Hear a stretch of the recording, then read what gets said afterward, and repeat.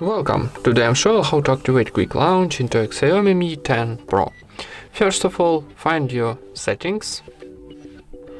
Then into settings find additional settings. Then need choose button shortcuts option. And here we got all function of our Quick Launch. So first option, for example, it's launch camera.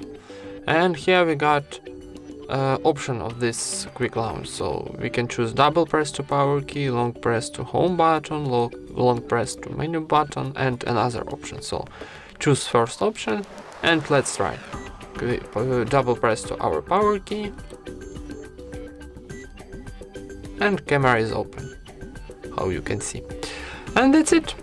Thank you for watching, leave thumbs ups and subscribe to our channel.